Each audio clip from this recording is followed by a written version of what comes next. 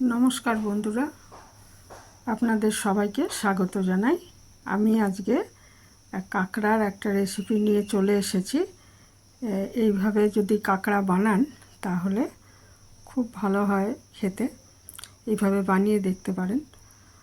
তো এর জন্য আমি এখানে 1 কেজি কাঁকড়া ছিল, মানে আস্ত অবস্থায় আর কি, সেটা ভালো করে পরিষ্কার করে কেটে ধুয়ে নিয়েছি। এরপর এর মধ্যে আমি প্রায় 1 চামচ নুন দিয়ে দিচ্ছি, আর দিয়ে দিচ্ছি পরিমাণ মতো হলুদ দিয়ে এটাকে মাখিয়ে রেখে দেব, যাতে নুনটা ঢুকে যায় আর কি, খেতে ভালো লাগে। সেই জন্য মাছ যেরকম আমরা মাখিয়ে রাখি ওই রকমই আর কি নুন আর হলুদ মাখিয়ে আমি কিছুক্ষণ এটা রেখে দিচ্ছি। কাঁকড়া অনেকে হয়তো খান না, কিন্তু আমরা খুবই পছন্দ করি, আমাদের বাড়িতে সবাই পছন্দ করে। আর এইভাবে বানালে কিন্তু খুব ভালো হয় খেতে।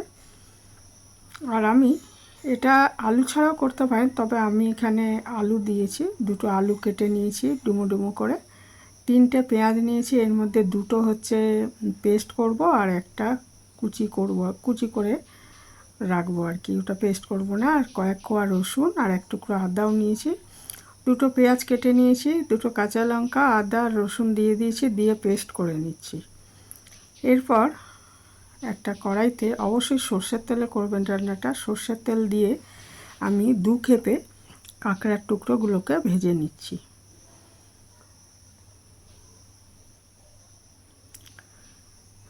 এই রান্নাটা আমি আলু দিয়ে করেছি, আলু ছাড়াও করতে পারেন। আবার আলুর সাথে যদি একটু মিষ্টি কুমড়ো দেন সেটাও বেশ ভালো হয় খেতে।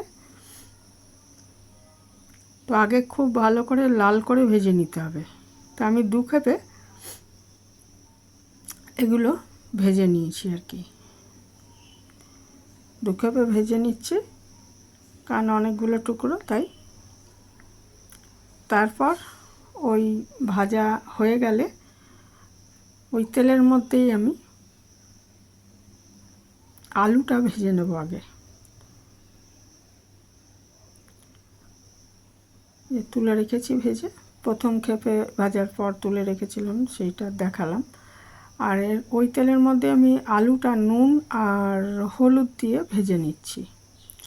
পরে যখন নুনটা দেবো আমাকে বুঝে দিতে হবে, কারণ কাঁকড়ার মধ্যে আমি অনেকটা নুন দিয়েছি, আমার কিন্তু পরে আর নুন দিতে হয়নি।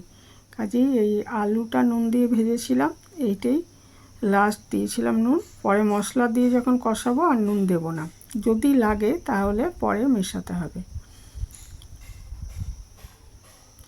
আলুটা ভালো করে ভেজে তুলে নিয়েছি।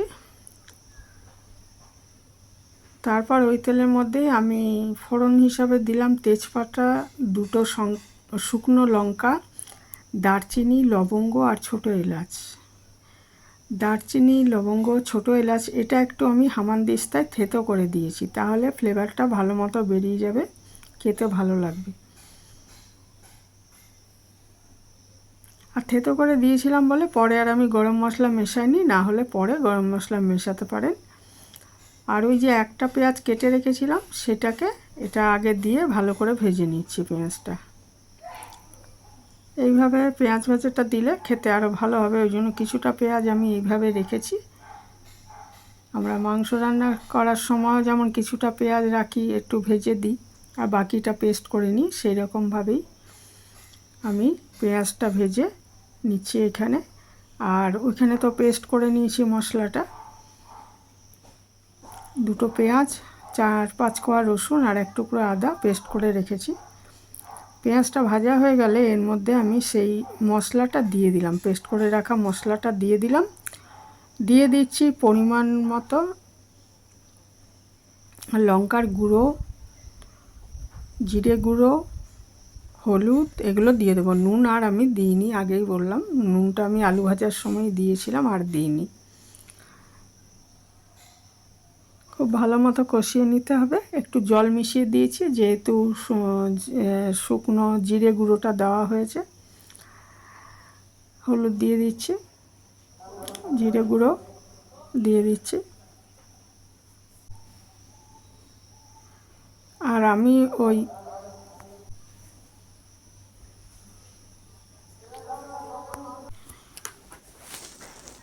মশলাটা ভালো মতো কষিয়ে নিতে হবে যতক্ষণ না কাঁচা গন্ধটা চলে যায়। কাঁচা গন্ধটা চলে গেলে এর মধ্যে ভাজা আলুটা আর ভেজে রাখা কাঁকড়ার টুকরোগুলো দিয়ে আবারও 3-4 মিনিট কষিয়ে নিতে হবে।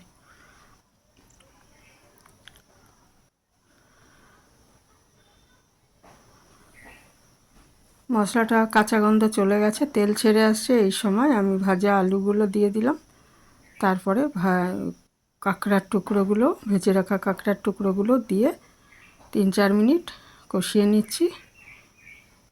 তারপরে আমি এর মধ্যে আগে থেকে করে রাখা গরম জল এর মধ্যে দিয়ে দেব এবং পরিমাণ মতো গরম জল দিয়ে দেব এবং ঢেকে 10 মিনিট রান্না করে নেব। তাহলেই আমার এই কাঁকড়ার রেসিপিটা তৈরি হয়ে যাবে। এটা ভাতের সাথে দারুণ লাগে খেতে। যারা কখনো এইভাবে বানাননি তারা করে দেখতে পারেন একবার। আর একদম লাস্টে এর মধ্যে আপনি চিনি মেশাতে পারেন একটু, তবে আমি চিনি দিইনি, কারণ কাঁকড়া এমনিতেই খুব মিষ্টি আর পেঁয়াজও অনেকটা পেঁয়াজ দেওয়া হয়েছে, পেঁয়াজও খুব মিষ্টি, সেই জন্য আমি আর চিনি দিইনি। তবে আপনারা চাইলে ছোট 1 চামচ চিনি দিতে পারেন। আর একদম লাস্টে ঘি আর 1 চামচ ঘি আর একটু গরম মশলার গুঁড়ো দিতে পারেন। আমি গরম জল মিশিয়ে দিচ্ছি পরিমাণ মতো, যে পরিমাণ আমি ঝোল রাখতে চাই। এটা একদম মাখা মাখা হবে, তো ঝোল একটু থাকবে আর কি, সেই হিসাবে আমি জলটা দিয়েছি।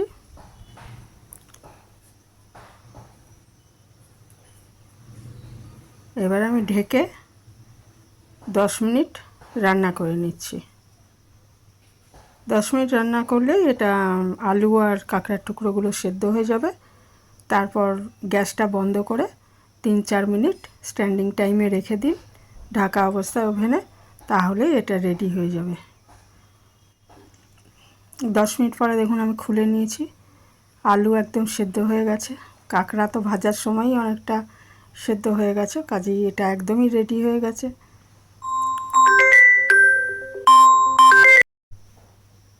এটা দেখুন একদমই সেদ্ধ হয়ে গেছে আলু, আমি দেখে নিয়েছি। এই সময় একটু ঘি আর গরম মশলা দিয়ে ঢাকা দিয়ে 3-4 মিনিট রেখে দিন স্ট্যান্ডিং টাইমে, তাহলে এটা একদম রেডি হয়ে যাবে।